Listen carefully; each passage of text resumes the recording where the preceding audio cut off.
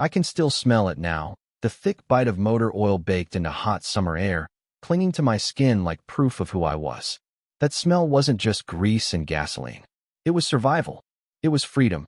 Every scar on my hands, every stubborn bolt I forced loose, every engine I coaxed back to life, it was my identity.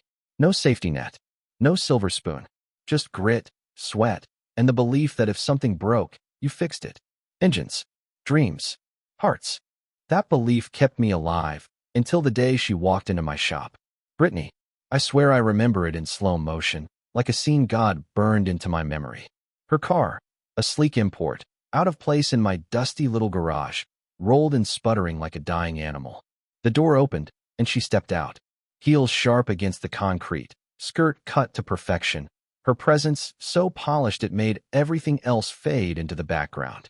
And her eyes, cold, sharp, but just for a second they softened when they landed on me.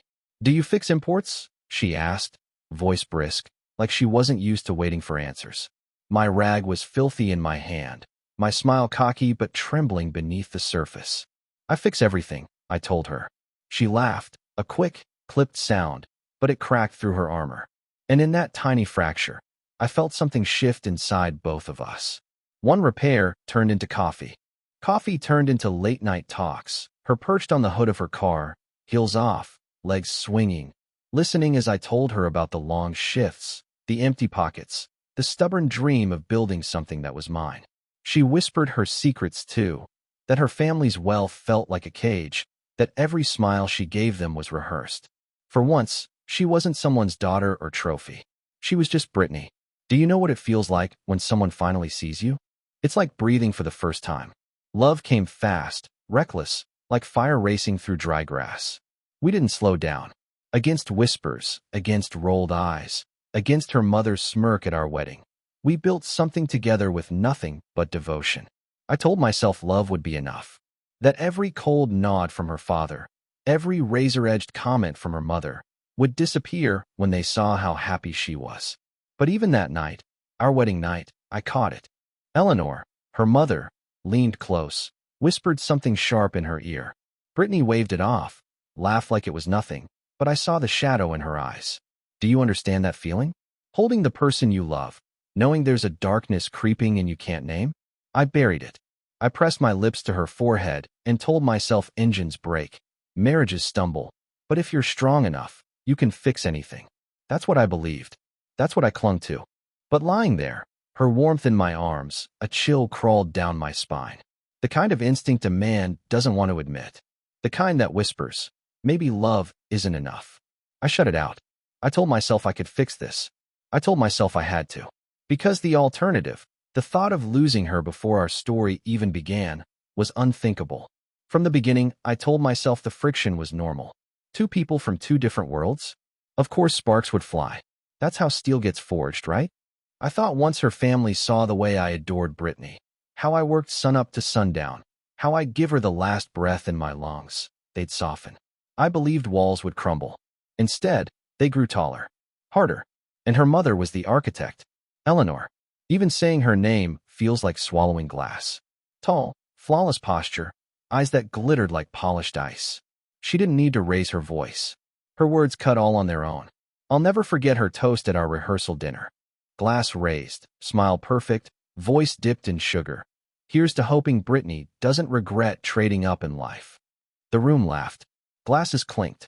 But not one person looked at me with warmth. They weren't laughing with me. They were laughing at me. Her father was worse in his silence. His nods were verdicts. His pauses were punishments. He never had to say it out loud. You'll never be enough. Still, under the table, Brittany squeezed my hand and whispered, ignore them. They'll come around. God, I wanted to believe her. I clung to those words like a lifeline. But lifelines fray. Every holiday, every dinner at their mansion, the air froze a little colder. Eleanor made sure of it. Christmas. The house smelled like cinnamon and ham. The chandelier, throwing light across polished silver. Laughter buzzed. And then her voice slid across the table, sweet as poison. Edward, dear, don't you find it exhausting? Fixing cars day after day? Don't you ever wish you had ambition? The table went silent. Forks suspended midair.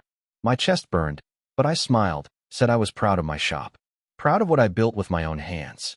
Do you know what it feels like when the silence after your words tells the truth louder than anything you just said? They didn't see pride. They saw pity. But still I told myself it didn't matter. I had Brittany. She was my shield. She knew me. She loved me. For a while, that shield held strong. But time is cruel.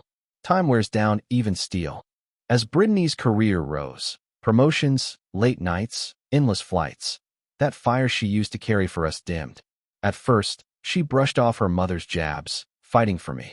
But slowly, unbearably, I noticed her silence. Sometimes she didn't even meet my eyes when Eleanor cut into me. Sometimes she laughed with them. Do you know what it's like to hear your wife laugh at the same jokes that carve you open? It feels like dying slowly, politely, at your own dinner table. I'd crawl into bed after 12-hour shifts, hands raw, heart heavier than my body, reaching for her hand under the sheets. But she was already turned away, her face glowing blue in the dark from the light of her phone. Work emails, I told myself. Just career things. But deep inside, a shadow scraped at me, whispering darker truths. I buried it. I always buried it. Because if I admitted the possibility that Eleanor was winning, then I had to admit that maybe, just maybe, love couldn't fix this. And I wasn't ready to face that. Not yet. At first, I thought her success was ours. I loved the glow in her eyes after a big win, the way her voice filled with energy when she landed a client. I wanted that for her. I wanted her to feel unstoppable. For a while, I convinced myself her shine was my shine too. But light can burn. And slowly, hers started to scorch me instead of warm me. She came home later and later. The scent of her perfume often drifted into the room before her footsteps ever did. Sometimes she walked in still flawless, suit crisp, hair perfect, lipstick intact, like the world outside mattered more than the one we'd built together. I'd set dinner in front of her, hoping she'd take one bite. But half the time she never even noticed. "Britt, just eat something," I'd whisper. "In a minute," she'd murmur, eyes locked on her laptop. And that minute rarely came. Weekends blurred into networking events. Vacations became lines written on calendars, only to be erased. The kitchen table that once held plans and private jokes became buried under schedules and deadlines. I tried to be patient. God knows I tried. I told myself storms pass. That one day she'd remember the late-night drives, the silly fights that ended in kisses, the way we once made the world ours. But when I reached for her, I found air. Empty space where she used to be. One night stands out in my memory like a scar. I sat at the table, dinner cooling untouched, TV muted, the clock's tick hammering the silence. Midnight. Finally headlights swept across the curtains. She walked in, heels striking like a metronome, phone pressed tight to her ear. "Yeah, I'll send that tomorrow, no problem of course." She mouthed sorry at me, vanished into the study, and shut the door. I stared at her empty chair. That chair once held her laughter, her secrets, even our arguments that always circled back to love. Now it was just fabric and wood. Hollow. Cold. Hours later she slid into bed, carrying the smell of wine and strangers' cologne from yet another business dinner. She turned away fast, muttering she was exhausted. My chest ached with words I couldn't force out. Do you know what it feels like to be replaced by a glowing screen? To watch your wife's eyes light up for a text, but not for you? It's like being erased one glance at a time. The more her career soared, the smaller I felt in her orbit. Not because I was ashamed of my life. I was proud of my work, proud of every engine I saved. But she stopped seeing me. Sometimes she didn't see me at all. She looked through me, like I was a chair, steady but forgettable. And maybe that was the worst part. She didn't even notice. Or maybe she did, and didn't care. Again, I told myself to wait, to hold on. She'll come back. She has to. But then it happened. Late one night, her phone lit up on the nightstand. A message. A name I didn't recognize. 2 words glowing in the dark. "Can't wait." She flipped the phone face down, pretending I hadn't seen. But I had. And suspicion sliced through me like glass. For the first time, I couldn't bury it. For the first time, I felt the truth clawing its way to the surface. For months, I told myself a child would heal us. I imagined Brittany's laugh softening, her eyes glowing as she held our baby, her sharp edges melting into warmth. I believed starting a family would remind her of us, the late nights, the promises, the fire that once felt unbreakable. But the doctor's office reeked of antiseptic and quiet despair, and his words tore something in me. Stress levels this high drastically reduce the chances of conception, he said, voice calm, almost detached. Unless you make significant changes, Brittany, I can't promise the family you're hoping for. His words fell heavy, like a gavel. Instinctively, I reached for her hand. She pulled away, adjusting her purse strap, jaw tight. The ride home was suffocating silence. Finally, I broke it. Britt, maybe it's time to slow down. Maybe work doesn't have to come first. If we focused on us, on building a family, her laugh cut me off. But it wasn't her old laugh. It was sharp, almost cruel. Focus on us. You mean focus on you? You want me to shrink my world so you can feel like a man? Edward, I'm not throwing away everything I've built just to make you comfortable. Her words hit harder than any punch I've ever taken. My hands clenched the steering wheel until my knuckles burned white. I wanted to scream, to remind her of the nights I carried her through doubt, the mornings I cheered her victories when no one else cared. But the look in her eyes told me nothing would reach her. That night I sat in the living room, staring at our wedding photos. Smiles frozen in frames, lies trapped behind glass. I thought about smashing them, but I just sat there instead, choking on the weight of what they once meant. By the time I climbed into bed, it was past midnight. She was turned away, the glow of her phone lighting her face, fingers moving quick, lips curved into a faint smirk. Whoever was on the other end of that conversation mattered more than the man inches from her. I stared at the ceiling, the doctor's words echoing, but louder still were hers. You hold me back. Do you know what it feels like when the person you love no longer sees you as a partner, but as an obstacle? It's like drowning while they stand on the shore, arms crossed, watching you sink. And in that darkness, I finally admitted what I'd been running from. The woman I married wasn't drifting away. She wasn't lost in work. She was walking towards something, or someone else. And if I didn't act soon, I wasn't just going to lose her. I was going to lose her to another man. Her transformation wasn't sudden. It crept in, like rust eating metal, slow but merciless, until one day I looked at her and realized she wasn't the same woman who once sat barefoot on the hood of her car, laughing at my bad jokes. At first it was subtle. Sharper heels, brighter lipstick, clothes that looked designed to impress strangers, not me. Of course I noticed. How could I not? She'd always cared about her looks, but now it felt different. Obsessive, hours at the salon, new gym memberships, shopping bags tucked away like contraband. One night I tried to joke, "You're dressing more for the office than for me these days." She didn't even glance up. Maybe that's because the office appreciates it.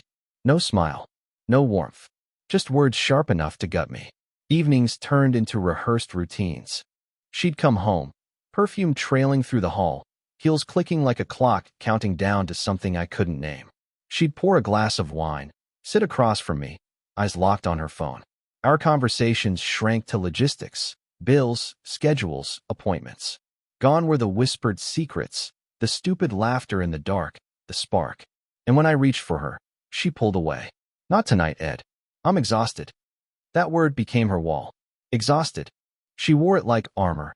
Every night another rejection disguised as fatigue. Weeks blurred into months, until intimacy wasn't rare, it was extinct. And then there was her phone. Always close. Always guarded. The way she tilted the screen away.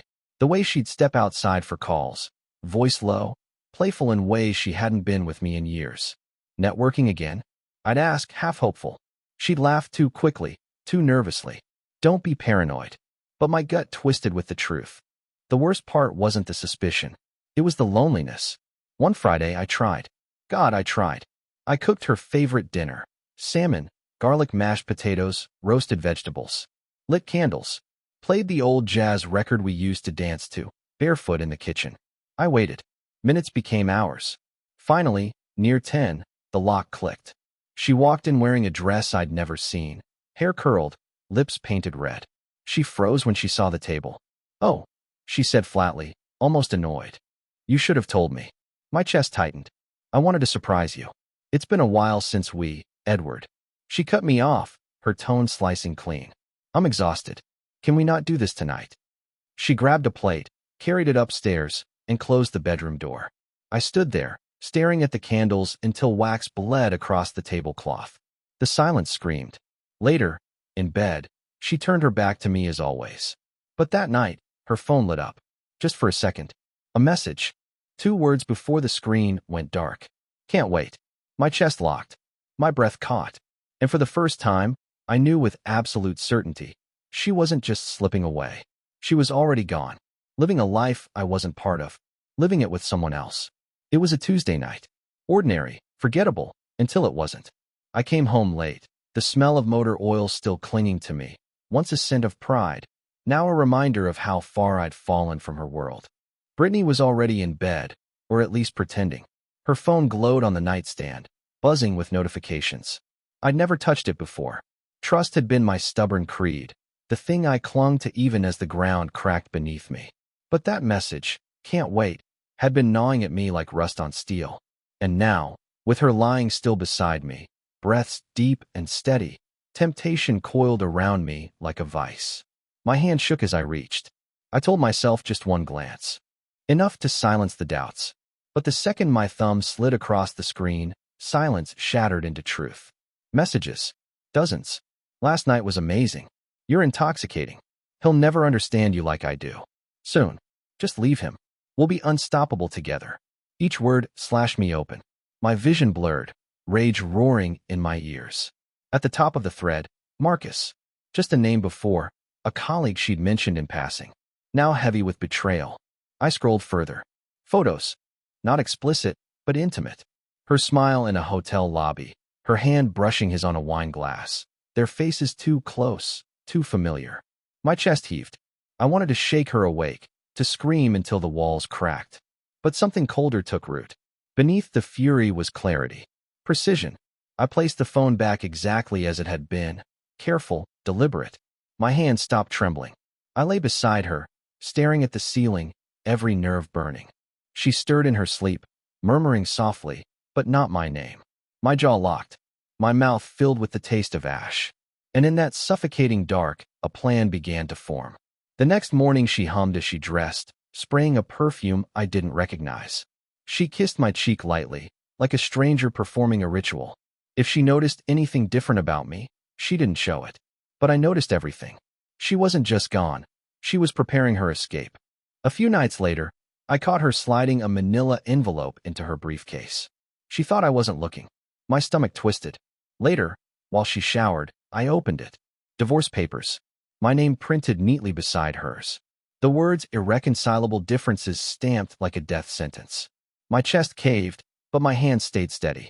The woman I'd fought for, sacrificed for, endured humiliation for, was already writing me out of her story. That night I sat in the garage, air thick with oil and steel, tools scattered like fallen soldiers. I whispered into the dark, words meant for no one but me. If she thinks I'll just fade away, she doesn't know me at all. And in that moment, the man she thought she was leaving behind died. In his place, another man stood. Colder, sharper, ready. I've never been a man of impulse. My whole life was built on patience. Measured turns of a wrench, bolts tightened after 2 checks, risks calculated twice before I took them. And now patience would be my greatest weapon. The night I found those divorce papers, I made a choice. Not to rage. Not to explode. Rage would hand her the advantage. Rage would make me reckless. No, I would do what I'd always done. Collect the pieces. Line them up. Build something solid out of the wreckage. So I began quietly. When Brittany dismissed my suggestion of counseling, I didn't argue. I saved the message instead, her words etched into my chest. Therapy is pointless.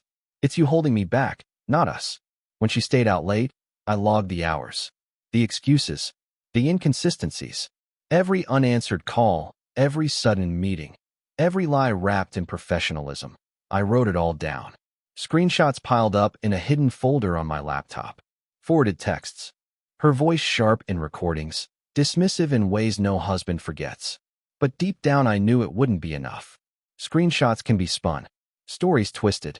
Families lie. I needed something no one could laugh away. Proof carved in stone. That's when I met Daniel. His name slipped into a conversation at the garage, almost like fate dropping the tool I needed. A retired cop, now a private investigator. Weathered face, calm eyes, voice like gravel. I don't usually take divorce cases, he said. But if you want the truth, I can get it. I slid an envelope of cash across the table. I don't want gossip. I want proof. Pictures. Videos. Something undeniable. He nodded once. Then you'll have it. Waiting nearly broke me. Days blurred. I kept my mask on, routine steady. When Brittany walked in late at night, I asked how work was. She brushed me off, and I nodded, playing the part of the blind, loyal husband. But behind the mask, fire burned. And then Daniel called. His voice low, steady. I've got something you'll want to see. We met at a diner off the highway, the kind of place where secrets stick to the walls. He slid a black folder across the table. My hands didn't shake when I opened it. At least not at first. The first photo hollowed me out. Brittany, my wife, kissing Marcus outside a hotel. Next page, her hand on his chest. Another, his arm tight around her waist as they disappeared through a doorway together. My stomach turned, but I kept flipping. Video stills too. Grainy, but clear. Her smile. Her laugh. The way she looked at him like he was her whole world. A look she hadn't given me in years. I sat there, staring at the proof, the last illusions crumbling like ash. Finally, I closed the folder and pushed it back. Keep a copy, I told him. I'll need everything. Daniel studied me, his eyes heavy. You okay, son? I let out a long breath. My voice came calm, almost too calm. Better than I've been in years. That night, I carried the folder home like a weapon, tucked under my arm, heavier than steel. Brittany was already asleep when I walked in, her face serene, peaceful, as if she hadn't just destroyed me. I stood in the doorway, watching her for a long moment. Then I turned away, because from that night on, I wasn't surviving betrayal anymore. I was preparing for war. I carried that black folder home like it was a blade, every page an edge sharp enough to cut. Photos, videos, dates, proof. Not just evidence, ammunition. And I wasn't going to waste it. For weeks, I lived a double life of my own. To Brittany, I was still the dependable husband, the man who poured her coffee in the morning, who nodded at her excuses, who smiled when she brushed me off with stories about late meetings. But behind that mask, I was building something she couldn't see coming. I met with Daniel again, making sure duplicates of every file were locked away safe. I sat across from Reynolds, my lawyer, a man who spoke like every sentence was a move on a chessboard. With this kind of evidence, Edward, he told me, the court won't just lean your way, it'll crush her, especially considering her income compared to yours. I nodded, but money wasn't what I was after. I didn't want revenge in dollars. I wanted her stripped of the power she thought she had over me. So I waited. Patience. Always patience. The holiday season came, streets glowing with lights, houses alive with warmth. But inside me, only a storm brewed. Christmas had always meant comfort, tradition, family. Now it felt like a stage waiting for its final act. I knew her family would host their grand gathering, like they always did. A house lit like a palace, tables groaning under food, Eleanor reigning from the head of the table like a queen. The perfect place for Brittany to shine. The perfect place for me to rip away the mask. Why confront her in private? In private, she could spin the story, twist the truth, play the victim. No, she thrived in front of an audience, craved validation. So that's where I'd end it. That's where I'd end her. I rehearsed it in my head for nights. The silence that would follow. The way her perfect face would crack. The way Eleanor's practiced smile would falter. On Christmas Eve, I stood in front of the mirror, adjusting my tie, staring at a man I barely recognized. Calm on the outside, storm on the inside. In my pocket, I slid a small black box. Inside it, the photos, the documents, the USB drive. My gift. Brittany caught me tucking it away and smirked. Finally decided to look presentable for once, she teased, sliding in her diamond earrings. I smiled back. It's Christmas. Why not make it memorable? The drive to her parents' estate was heavy with silence. She scrolled through her phone, giggling at messages I didn't need to see to know who they were from. My hands gripped the wheel steady. Each mile carried me closer to the stage I had chosen. The estate shimmered with chandeliers, laughter spilling out into the night. Eleanor greeted us with her usual venom wrapped in silk. Edward, still around, I see. I shook her hand firmly, smiled like I wasn't already sharpening the knife. Wouldn't miss it, I said. The evening unfolded exactly as I expected. Brittany glowing, her family orbiting her like admirers around a queen. I played my part, nodding, sipping, smiling. But the weight in my pocket reminded me with every breath, soon, very soon, the curtain would fall. Birthdays never meant much to me. Just another day, another year, another car to fix. But Brittany insisted on throwing me a 40th celebration. At least, that's what she told everyone. The truth? She wanted a stage, a spotlight, a chance to humiliate me in front of people who already thought I wasn't enough. The restaurant buzzed with laughter, candles flickering against polished silver, glasses clinking like tiny bells. Her friends, her colleagues, and at the head of the table, her parents sat like royalty, Eleanor's smirk slicing me open every time our eyes met. I sipped my drink, quiet, watchful. I didn't need attention tonight. My role was simple: wait, watch, let her set the trap she thought was hers. Then it came. Plates cleared, cake brought out. Brittany stood, tapping her glass with a fork. The room hushed. Her smile glittered under the chandelier. "I want to give my husband a very special gift," she said, her voice sugar-coated. She pulled a white envelope from her purse, crisp, neat, deliberate. She handed it to me. "Happy birthday, Edward." Laughter rippled around the table, light, curious, expecting a joke. But when I slid the papers free, silence devoured the room. Divorce papers. Signed. Final. For a heartbeat, the world froze. Then the laughter came again, but this time cruel, sharp, slicing through me like glass. Her family leaned back in satisfaction. Eleanor's grin widened. Even her father allowed himself a chuckle. Brittany looked triumphant, basking in the moment like a performer waiting for applause. But I didn't flinch.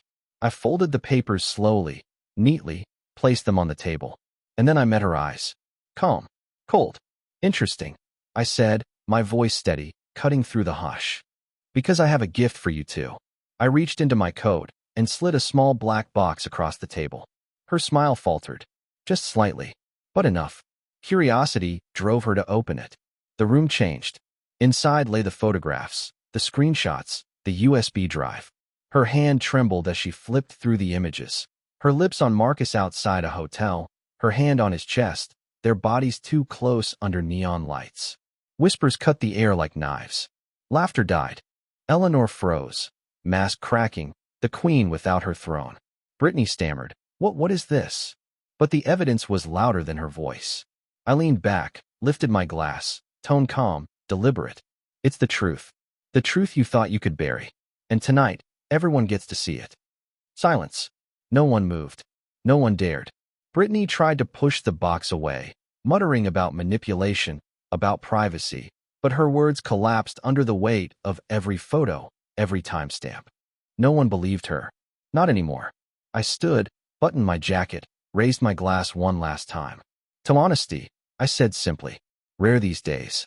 I finished my drink, set the glass down, and walked out of the restaurant without a glance back. Behind me, there was no applause, no laughter, just silence, and the sound of Brittany's perfect little world collapsing under its own lies. The fallout spread faster than fire on dry grass. By morning, whispers turned into phone calls, and phone calls became gossip passed through offices and neighborhoods. Everyone who had been at that restaurant carried their own version of the story, but they all ended the same way. Brittany humiliated, me calm, unshaken. But that night hadn't just been revenge. It had been reclamation, taking back the dignity she and her family tried to strip from me piece by piece. I knew the spectacle was only the first act. The real battle would be fought in court. When she confronted me at home, her mask cracked, her voice sharp and frantic. "You ambushed me. You turned my life into a circus." I kept my tone low, even. "No, Brittany. You did that the moment you betrayed me. I just gave the world the truth." Weeks later, the trial began. The courtroom smelled of dust and old wood, tension thick enough to choke on. Brittany walked in dressed like a queen guarding her crown, her lawyers armored in folders stacked high. Eleanor perched behind her like a hawk. They came at me hard, painting me as unambitious, weak, a man who couldn't keep up with her rise. But words crumble against proof. Reynolds laid it out piece by piece. Screenshots, photos, the USB drive flickering with grainy but undeniable clips of her and Marcus. Every objection from her team fell flat. Every attempt to twist the story snapped under the weight of fact. Gasps rippled through the courtroom as evidence piled higher. Brittany slammed her hands on the table once, shouting, "He never supported me. He never wanted me to grow." Reynolds didn't blink. He slid a photo across the bench, his voice steady as steel. "And yet, Mrs. Carter, while you were growing, didn't you also grow close to your colleague Marcus?" The image glared under fluorescent lights, Brittany kissing Marcus under hotel lamps. The room buzzed. Her composure cracked wide open. The verdict came swift.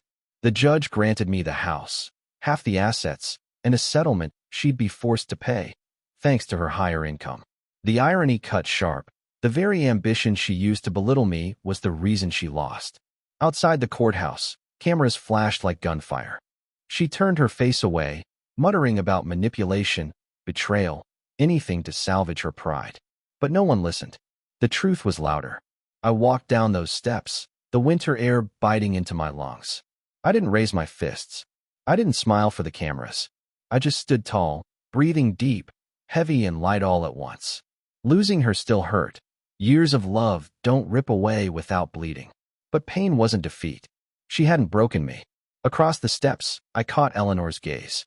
For the first time, her perfect posture faltered. Her lips pressed tight under the weight of her daughter's ruin. I turned away. I didn't need her approval. I never had. That night, I went home to my quiet house, poured a drink, sat on the porch, let the silence settle. For the first time in years, it wasn't suffocating. It was peace.